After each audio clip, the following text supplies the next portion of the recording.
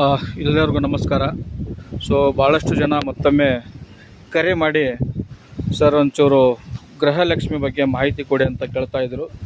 ಹಾಗಾಗಿ ನಾನು ಈ ಒಂದು ಸ್ಕೀಮಿನ ಬಗ್ಗೆ ಮಾಹಿತಿ ಕೊಡಲಿಕ್ಕೆ ಒಂದು ವಿಡಿಯೋವನ್ನು ಮಾಡ್ತಾಯಿದ್ದೀನಿ. ನೋಡಿ, ಗೃಹಲಕ್ಷ್ಮಿ ಅನ್ನೋದು ರಾಜ್ಯ ಸರ್ಕಾರದ 5 ಗ್ಯಾರಂಟಿಗಳಲ್ಲಿ ಇದು ಒಂದು ಪ್ರಮುಖವಾಗಿದೆ. ಇದರಿಂದ ಈಗಾಗಲೇ ನಮ್ಮ ತಾಯಂದಿರು ಪ್ರತಿ ತಿಂಗಳ 2,000 ರೂಪಾಯಿ ಏನು ಲಾಭವನ್ನು ಪಡಿತಾ ಇದ್ದರು, ಅದಕ್ಕೆ ಮತ್ತೆ ಪುನಃ ರಾಜ್ಯ ಸರ್ಕಾರ ಈಗಾಗಲೇ ಪರಿಶೀಲನೆಗಾಗಿ ಅದಕ್ಕೆ ನವೀಕರಣಕ್ಕಾಗಿ ಈಗಾಗಲೇ ಕ್ರಮ ಕೈಗೊಂಡಿದೆ. ಹಾಗಾಗಿ ಮತ್ತೊಮ್ಮೆ ಯಾರೆಲ್ಲ ಈ ಸ್ಕೀಮಿನ ಲಾಭವನ್ನು ಪಡಿತಾ ಇದ್ದಾರೋ ತಾವೆಲ್ಲರೂ ಮತ್ತೊಮ್ಮೆ ಅರ್ಜಿ ಹಾಕಬೇಕಾಗುತ್ತೆ.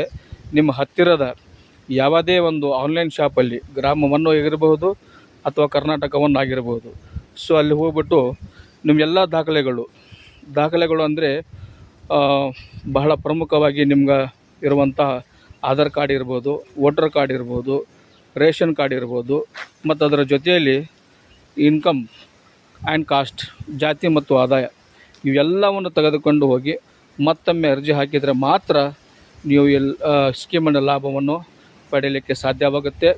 ಇಲ್ಲ ಅಂದರೆ ಈ ಸ್ಕೀಮು ನೀವು ಪಡೆಯಲಿಕ್ಕೆ ಸಾಧ್ಯ ಆಗೋದಿಲ್ಲ. ಹಾಗಾಗಿ ದಯಮಾಡಿ ಯಾರೆಲ್ಲ ಈ ಲಾಭವನ್ನು ಈಗಾಗಲೇ ಪಡಿತಾ ಇದ್ದಾರೋ ಅವರು ಮತ್ತೆ ಪುನಃ ಒಮ್ಮೆ ಅರ್ಜಿ ಹಾಕಿ ಇದರ ಲಾಭವನ್ನು ಪಡಿಬೇಕಂತ ಅವರಲ್ಲಿ ಹೇಳ್ತಾ ಇದ್ದೇನೆ.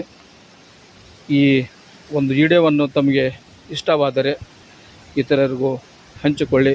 ಮತ್ತು ನಿಮ್ಮದು ಏನೋ ಡೌಟ್ಸ್ಗಳು ಇದ್ದರೆ ಕೂಡ ಕಮೆಂಟ್ಸಲ್ಲಿ ನಮಗೆ ಕೇಳಬಹುದು, ನಾವು ಅದಕ್ಕೆ ಉತ್ತರ ನೀಡುತ್ತೇವೆ. ಧನ್ಯವಾದಗಳು.